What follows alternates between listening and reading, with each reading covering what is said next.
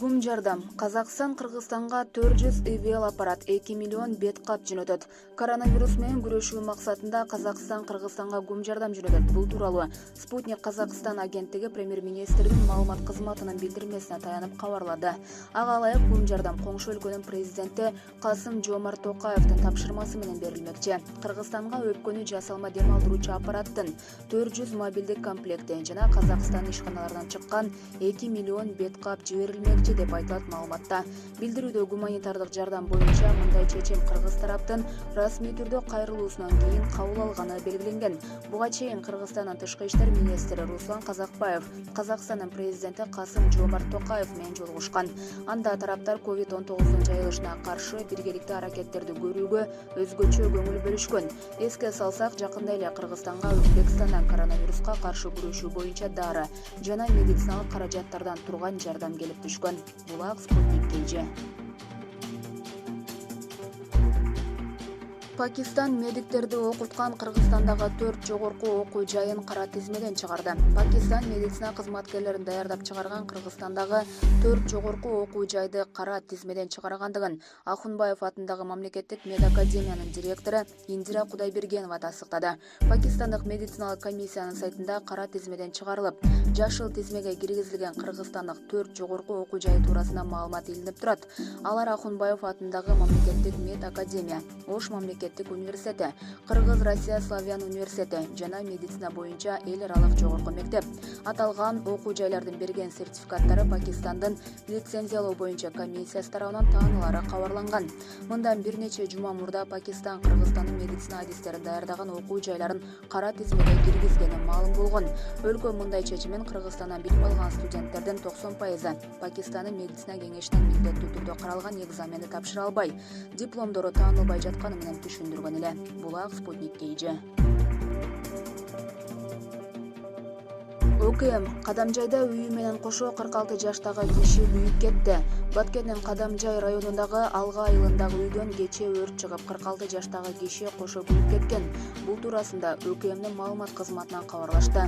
Аянтта 96 чарчы метр турак үйдөн шифер жабылган чатыры жана үй буюмдары толугу менен күйгөн. Өрттүн кесепетинен 1974-жылы туулган адам денесинен күйүк алып каза болгон деп айтылат маалыматта.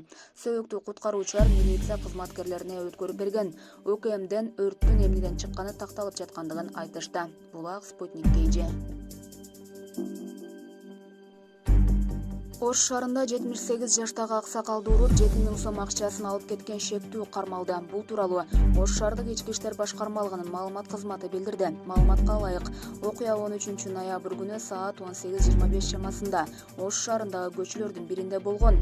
Аксакал үйүнө кирип бара жаткан учурда артынан белгисиз жаран келип, монтуп сабап 7000 сом акчасын алып качып кеткен. Бул факты кылмыштардын жана жоруктардын бирдиктүү реестрине катталып, издөө иш-чараларынын негизинде шектүү кармалды. Ал Каракулжа районунун тургуну 44 жаштагы жаран экени аныкталды. Учурда шектүүнүн баш коргоо чарасы каралууда. Ал уурулук жана башка кылмыштар менен 14 жолу соттолгон деп берилет маалыматта. Булак ЖТТV KG. 13 жаштагы өспүрүм оюн ойногонун тыйгандыгы үчүн апасын өлтүрүп салган. Татарстанда 13 жаштагы өспүрүм өз апасын өлтүрүп салган. Кошуналардын айтымында экөөнүн ортосунда чыр чыккан. Апасы баласын компьютердик оюндарды ойноого тыюу салган. Буга чыдабаган бала апасына кол салган. Бул тууралуу чет элдик маалымат булактары жазышууда. Маалым болгондой, кылмыштан кийин ал бир нече күн бою апасынын сөөгү менен батирде жашай берген. Булак ЖТТV KG. Ошто нарестесин төрөп балконго катып койгон кыз зордукталганын айтты. Ошто 2020-жылдын 2-ноябрында жаңы төрүлгөн ымыркайдын жансыз денеси көп кабаттуу үйлөрдүн бириндеги балкондон табылган. Бул тууралуу облустук ички иштер башкармалыгынын пресс кызматы маалымдаган. Маалыматка ылайык 2-ноябрда полицияга бир аял кайрылып, ал өз батиринин балконунан жаңы төрүлгөн баланын сөөгүн тапкандыгы тууралуу маалымат берген. Арыз ээси бул батирде жашабагандыгын жана 1994-жылы туулган кызга өткөрүп жооп бергенин айткан.